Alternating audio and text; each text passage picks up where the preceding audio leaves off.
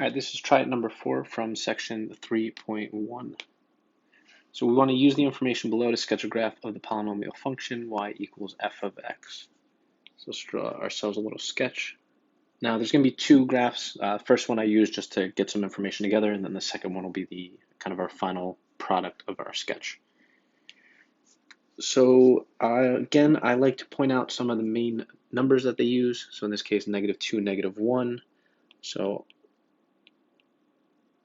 I'm going to put those. They also mentioned 1 and 2, so I'll write 1 and 2 here. -2 we already covered. -1, 1, 2, we already have those. -1.5, so we'll throw that in here. Just looking at sketches, so we don't have to worry too much about how accurate this is.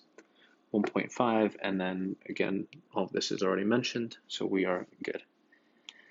Now, they're telling us that f of x is positive on the intervals -2, -1, and 1, 2.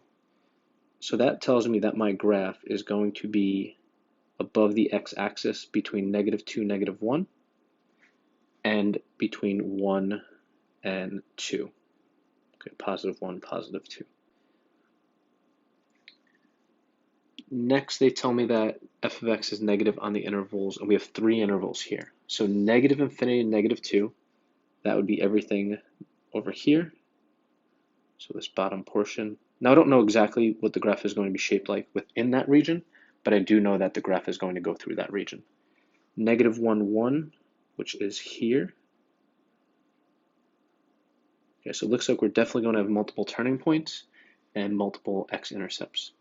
And then 2 to infinity, that would be the third section here. So let's label that. That's going to bother me. So let's just fix that.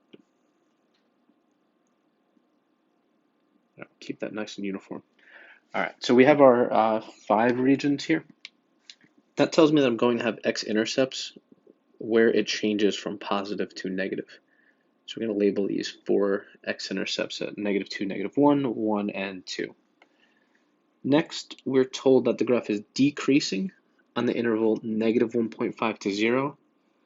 So from -1.5 to 0, so somewhere here and here, going through that x-intercept, so it's going to decrease here, and from 1.5 to infinity. So somewhere from here to infinity. So we know we're going to be decreasing. All right, so we covered those two. Now it is increasing from -infinity to -1.5. So somewhere from down here up to this 1.5 that we already have labeled. So that'll be going up that way. And then again from 0 to 1.5. So from here through that x-intercept to about there. All right, so we have a couple turning points.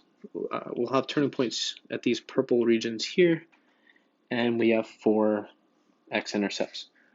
That covers all the information that they gave us. So what I'm going to look at now is my graph is going to follow along these red and blue straight lines, although it's going to be more of a curve. So it's going to look something like this. All right, so let's graph that. Let's give ourselves a more accurate sketch. So let's go -3, -2, -1, 1, 2, 3. So I don't know anything about my y values, but I do know what my x-intercepts are. And that'll be -2, -1, and +1, +2. I also know that somewhere at -1.5, there is going to be a turning point.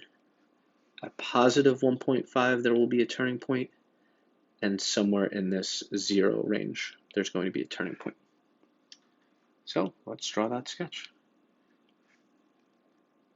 So we'll have something that looks like this. It's going to go up, change directions again, and a third time, and something like that. A little bit less of that peak that you'll see here. That's probably going to be more of a rounded curve, but again, we're just looking for sketches. So this is our sketch, and it should be pretty accurate.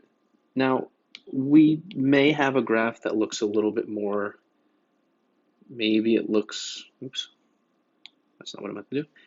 Maybe it looks more like this, where there's these more exaggerated curves, but we don't know that. We just know based on the x-intercepts where this kind of works out to be. So that's all we can work with. And that is all.